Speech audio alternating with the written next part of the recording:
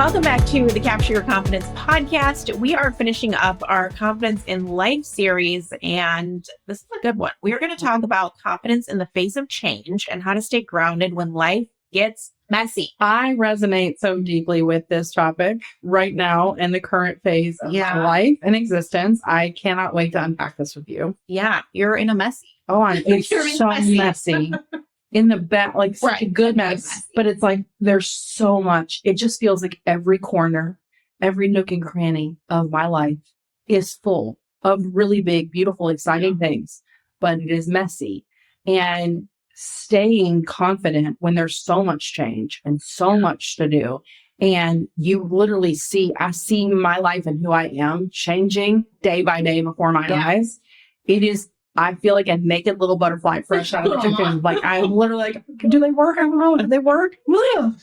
Yeah. And I mean, look, what a time to see if all the work you've been putting in was working and was worth it. Mm-hmm. Right. Well, I can already tell that it is. Yeah. Because it feels so different this time. You know, I've had time periods in my career where things have accelerated and I felt, scared and frustrated and, like panicked. And I still feel scared, but I also feel capable of managing the fear. And I feel overwhelmed, but also capable of managing the overwhelm. And I have all of these tools in my tool belt that I am relying on to help me get through it instead of before where I was like, holy crap, I'm afraid there's a lot happening. I don't think I can handle it. Yeah. And what an important call out, because I don't think that the point of this work is to ever cancel out those feelings. Like, I don't know that, that we're selling you a lot if we're able to tell you, like, you'll just never feel these things, right? Like, don't believe anyone who tells you that. They're full of shit. So you're going to always feel these things. And I think that's just such a critical call out, because that's not the point of this work. Yeah. It's to feel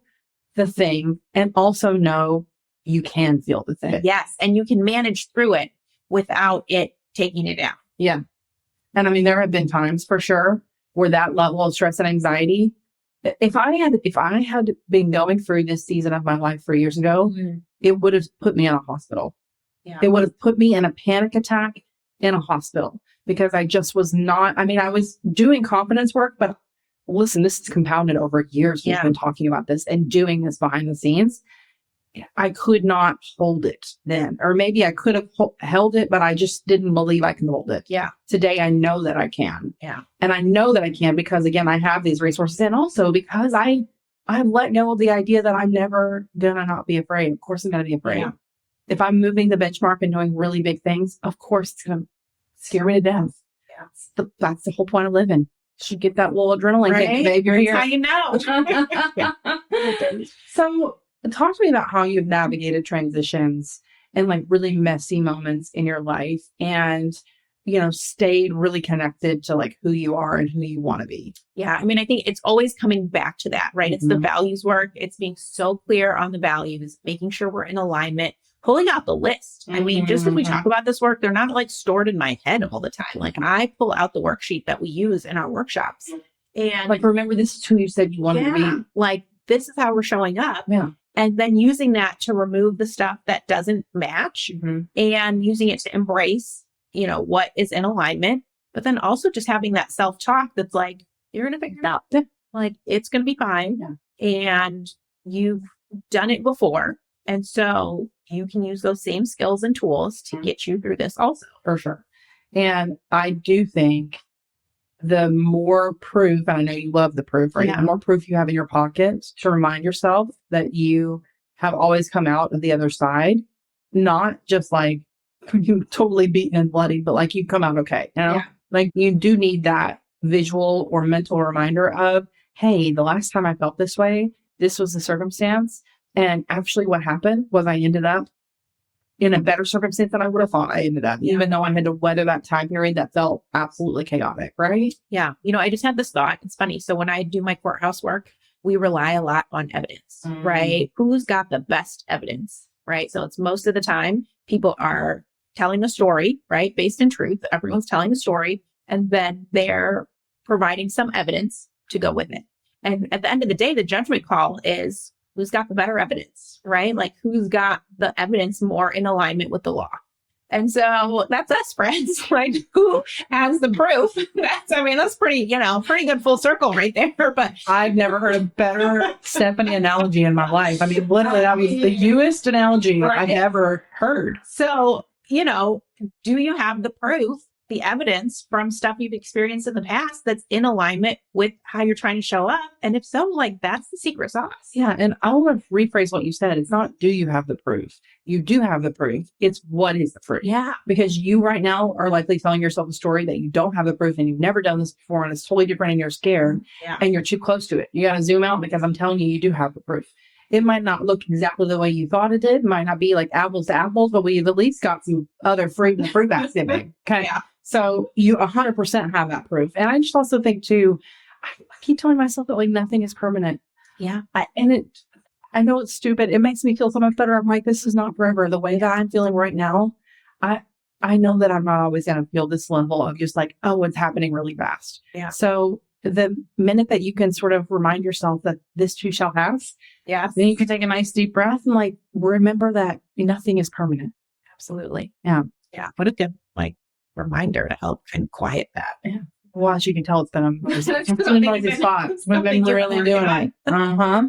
And then also, this is something that I am having to work really hard at that I'm not great at right now. When I get extra busy, when I get extra stressed, I drop a lot of the guideposts and habits that keep me even. Yeah. Because of the fact that there's a lot on my mind and I'm busy and I'm working crazy hours. So, if I notice, oh my gosh, like I haven't meditated today, that really does change my frequency. Yeah. And if I've noticed like, oh my God, it's noon and I haven't had something to eat yet, and this is why I've had to double back and put extra reinforcement on my calendar to remind me to do the things that I know keep me even. Like literally putting that time period on my calendar that says you are a plant. You need to drink water, you need to get fresh air, and you need to put food in your mouth.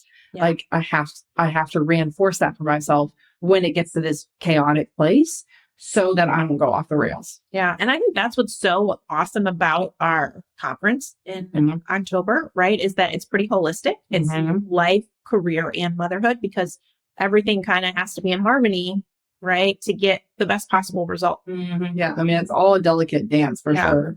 And, I want to hear from you when you think about making brave choices in a time period where things feel like they're changing. Because to me, I think a lot of women put off going after things they really want because it already feels messy and it's just going to make it messier. Yeah. And so how do you navigate that mental narrative around there's this thing that I want that's scary, but it's already like a busy transition or chaotic time in my life? Yeah. I mean, I really love to do this because I really do. I've run for office 3 times.